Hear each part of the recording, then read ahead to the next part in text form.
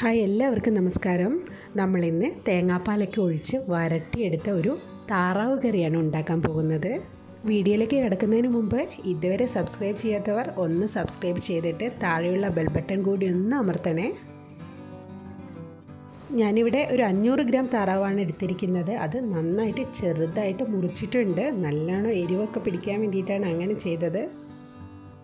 ഞാനിപ്പോൾ ഇതിലേക്ക് 1 ടീസ്പൂൺ മഞ്ഞൾപ്പൊടി, 2 ടേബിൾ സ്പൂൺ മുളക് പൊടി, 1 ടേബിൾ സ്പൂൺ കുരുമുളക് പൊടി എന്നിവയാണ് ചേർത്ത് കൊടുക്കുന്നത്. ഇനി ഇതിലേക്ക് ഒരു വലിയ കഷ്ണം ഇഞ്ചി ചതച്ചത്, 10 അല്ലി വെളുത്തുള്ളി ചതച്ചെടുത്തത്, 1 സ്പൂൺ വിനാഗിരി എന്നിവ ചേർത്ത് കൊടുക്കാം. ആവശ്യത്തിനുള്ള ഉപ്പും കൂടി ഈ സമയത്ത് ചേർത്ത് കൊടുക്കാം. വിനാഗിരി നമ്മൾ ചേർക്കുന്നത് ഈ കഷ്ണങ്ങളെയൊക്കെ ഒന്ന് സോഫ്റ്റായിട്ട് കിട്ടാൻ വേണ്ടിയിട്ടാണ്. ഈ മസാലകളെല്ലാം കൂടി കൈവച്ച് നന്നായിട്ട് കുഴച്ച് കഷ്ണങ്ങളിൽ തേച്ച് പിടിപ്പിക്കാം. ഇനി ഒരു അരമണിക്കൂർ ഇതിവിടെ ഇങ്ങനെ ഇരിക്കട്ടെ. എന്നിട്ട് നമുക്ക് ബാക്കി പണികളൊക്കെ തുടങ്ങാം. ഞാനിതാ ഇവിടെ അടുപ്പിലൊരു പാത്രം വെച്ചിട്ടുണ്ട്. അത് ചൂടായി വന്നപ്പം ആവശ്യത്തിനുള്ള വെളിച്ചെണ്ണ ഒഴിച്ചു കൊടുത്തു. ഇതാ ഞാനിപ്പോൾ 1 സ്പൂൺ പെരിഞ്ജീരകം, 1 സ്പൂൺ എന്ന് പറഞ്ഞിരിക്കുന്നത് 1 ടീസ്പൂണാണ്. പിന്നെ ഒരു കഷ്ണം പട്ട, അത് കുറച്ച് ചെറുതായിട്ട് മുറിച്ചതുകൊണ്ടാണ് എണ്ണം കൂടുതൽ കാണുന്നത്. 2 ഗ്രാമ്പു ഇതെല്ലാം എടുത്തിട്ടുണ്ട്. ഇതിതാ എണ്ണ ചൂടായി വന്നപ്പോൾ അതിലേക്ക് ഇട്ട് കൊടുത്തു. അരമുറി തേങ്ങ ചെറുതായിട്ട് നുറുക്കിയതും കൂടെ അതിലേക്ക് ചേർത്ത് കൊടുത്തിട്ടുണ്ട്. കുറച്ച് ഇഞ്ചിയും വെളുത്തുള്ളിയും ചതച്ചതും കൂടെ ചേർക്കുകയാണ്. ഇഞ്ചിയും വെളുത്തുള്ളിയും നമ്മൾ നേരത്തെ ചേർത്ത് വെച്ചിട്ടുണ്ട്, ബാക്കി കൂടെ ചേർത്തു. പിന്നെ വേണ്ടത് പച്ചമുളക് ചതച്ചതാണ്. ഒരു 4 വലിയ പച്ചമുളക് ചതച്ചെടുത്തതാണ്. ഇതെല്ലാം കൂടി ഒന്ന് വഴറ്റിയെടുക്കുകയാണ്. ഇപ്പം തന്നെ എന്തൊരു മണമാണെന്നറിയോ, ആ സ്പൈസസിൻ്റെയൊക്കെ ഒരു മണം. സ്പൈസസും വെളുത്തുള്ളിയും കൂടി എണ്ണയിൽ കിടന്ന് വഴലുമ്പോൾ നല്ലൊരു മണമല്ലേ. ഇതിലേക്കിനി 2 മീഡിയം സൈസ് സവാള മുറിച്ചതും കൂടെ ചേർത്ത് കൊടുക്കാം. ഇതിലേക്ക് ഞാൻ കുറച്ച് ഉപ്പുപൊടി ചേർത്ത് കൊടുക്കുന്നുണ്ട്, പെട്ടെന്നൊന്ന് വഴന്ന് കിട്ടട്ടെ. ഒരു 10 ചുവന്നുള്ളിയാണ് ഞാനിപ്പോൾ ഇട്ട് കൊടുത്തിരിക്കുന്നത്. അത് ചെറുതായിട്ട് മുറിച്ചിട്ടുണ്ട്. ചുവന്നുള്ളി എത്രയും കൂടുന്നോ അത്രയും ടേസ്റ്റായിരിക്കും കറിക്ക്. നല്ല ഫാം ഫ്രഷ് കറിവേപ്പിലയാണ്, മഴയിലൊക്കെ നനഞ്ഞ് നിൽക്കുന്ന കറിവേപ്പില. എന്നാൽ ഇതുകൂടി ഒന്ന് ചേർത്ത് കൊടുക്കാം. ഇതൊന്ന് വഴന്ന് വരുമ്പോൾ നമുക്ക് കുറച്ച് മസാല കൂടി ഇതിലേക്ക് ചേർക്കാനുണ്ട്. 1/2 സ്പൂൺ മഞ്ഞൾപ്പൊടി, 4 ടേബിൾ സ്പൂൺ മല്ലിപ്പൊടി എന്നിവയാണ് ഇപ്പോൾ ഈ സമയത്ത് ചേർക്കുന്നത്. തേങ്ങാപ്പാലൊക്കെ ഉള്ളതുകൊണ്ട് മല്ലിപ്പൊടി കുറച്ച് അധികം ചേർക്കാം. തീ നന്നായിട്ട് കുറച്ച് വെച്ചിട്ടാണ് കേട്ടോ ഞാനിതൊക്കെ ചേർത്ത് കൊടുത്തത്, അല്ലെങ്കിൽ എല്ലാം എളുപ്പത്തിൽ കരിഞ്ഞു പോകും. ഇനി 2 സ്പൂൺ മുളക് പൊടി കൂടി ചേർത്ത് കൊടുക്കുകയാണ്. അധികം എരിവില്ലാത്ത മുളകായതുകൊണ്ട് വലിയ കുഴപ്പമില്ല. ഞാനിവിടെ ടീസ്പൂണാണ് കേട്ടോ എടുത്തത്. ഇനി ഇതെല്ലാം കൂടി ചെറിയ തീയിൽ തന്നെ നന്നായിട്ട് വഴറ്റിയെടുക്കാം. ഇവിടെ ഞാൻ കുറച്ച് തക്കാളി കഷ്ണങ്ങളും കൂടെ മുറിച്ച് വെച്ചിട്ടുണ്ട്. അത് ഞാൻ നേരത്തെ ചേർത്ത് കൊടുക്കാത്തത്, തക്കാളി ആദ്യം ചേർക്കുമ്പോൾ അത് വഴന്ന് വന്ന് വെള്ളമാവും. അപ്പോൾ അതിലേക്ക് മസാലയൊക്കെ ചേർത്ത് കൊടുത്തു കഴിഞ്ഞാൽ മസാല ഒന്ന് വറുത്ത് കിട്ടില്ല. അതുകൊണ്ടാണ്. ഇപ്പോൾ മസാലയൊക്കെ നന്നായിട്ട് മൂത്ത് വന്നിട്ടുണ്ട്.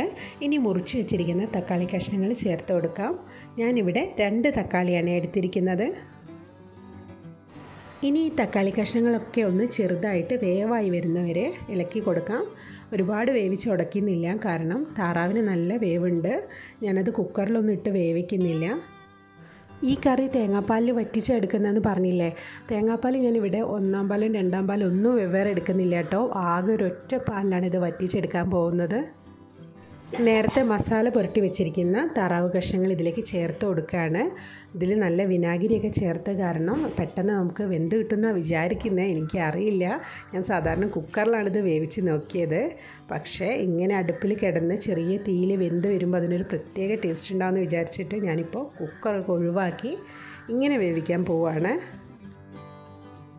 ഇപ്പോൾ വെള്ളം ഒഴിക്കേണ്ട കേട്ടോ. ഒന്ന് നന്നായിട്ട് ഇളക്കി യോജിപ്പിച്ചിട്ട് കുറച്ച് നേരം അടച്ച് വെച്ചാൽ അതിൻ്റെ ഉള്ളിൽ തന്നെ ശരിക്കും വെള്ളം ഇറങ്ങി വരും. എന്നിട്ട് നോക്കിയിട്ട് മതി ബാക്കിയുള്ളതൊക്കെ ചേർക്കാൻ.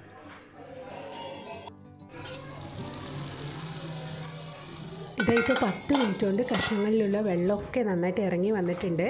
ഇനി ഇതിലേക്ക് തേങ്ങാപ്പാൽ ചേർത്ത് കൊടുക്കാം. ഞാനിപ്പോൾ ഒരു തേങ്ങയുടെ പാലാണ് കേട്ടോ എടുത്തിരിക്കുന്നത്. അത് നേരത്തെ മസാല പുരട്ടി വെച്ച ആ പാത്രമില്ലേ, അതിൽ കുറച്ച് മസാല പൊടികളൊക്കെ കിടക്കുന്നുണ്ട്.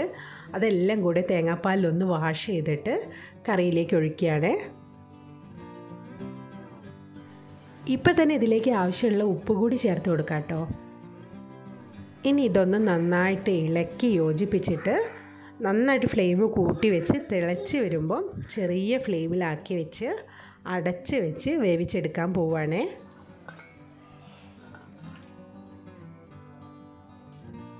അരമണിക്കൂറായിട്ടുണ്ട്. ഇതൊന്ന് തുറന്ന് നോക്കാം. കഷ്ണങ്ങളൊക്കെ നന്നായിട്ട് വെന്തിട്ടുണ്ട് കേട്ടോ. ഞാനിപ്പോൾ ഇതിലേക്ക് കുറച്ച് സവാള കഷ്ണങ്ങളും കൂടെ ചേർത്ത് കൊടുത്തു. ഇത് നേരത്തെ വഴറ്റാൻ വെച്ച സവാളയിൽ നിന്ന് കുറച്ച് മാറ്റി വെച്ചതാണ്. കൂടെ കുറച്ച് മല്ലിയിലയും കറിവേപ്പിലയും കൂടെ ചേർത്ത് കൊടുത്തിട്ടുണ്ട്. ഇതിപ്പോൾ ലാസ്റ്റ് ചേർത്ത് കൊടുത്തിരിക്കുന്ന സവാള വല്ലാതെ വെന്ത് പോകരുത് കേട്ടോ. അതൊന്ന് ചെറിയൊരു പച്ച ടേസ്റ്റ് കിട്ടാൻ വേണ്ടിയിട്ടാണ് ചേർത്തത്. ഇതാ ഇപ്പോൾ താറാവ് കറി റെഡി ആയിട്ടുണ്ട്. അധികം വെള്ളമൊന്നും ചേർക്കാതെ തേങ്ങാപ്പാലിൽ തന്നെ വേവിച്ചെടുത്തതുകൊണ്ട് ഇതിന് നല്ല ടേസ്റ്റാണ്. കാണാനുള്ളൊരു ലുക്കിന് വേണ്ടിയിട്ട് ഞാൻ ഇതിൽ കുറച്ച് ചില്ലി ഫ്ലേക്സും കൂടെ ചേർത്ത് കൊടുത്തിട്ടുണ്ട്. അതായത് ചതച്ച മുളകാണ്. ഇന്നത്തെ റെസിപ്പി എല്ലാവർക്കും ഇഷ്ടപ്പെട്ടില്ലേ? എല്ലാവരും നിങ്ങളുടെ അഭിപ്രായങ്ങളൊക്കെ അറിയിക്കണേ. ഇഷ്ടപ്പെട്ടിട്ടുണ്ടെങ്കിൽ ലൈക്ക് ചെയ്യാൻ മറക്കരുതേ. ഇനി ഇതിലും വ്യത്യസ്തമായ മറ്റൊരു റെസിപ്പിയുമായി നമുക്ക് അടുത്ത വീഡിയോയിൽ കാണാം കേട്ടോ.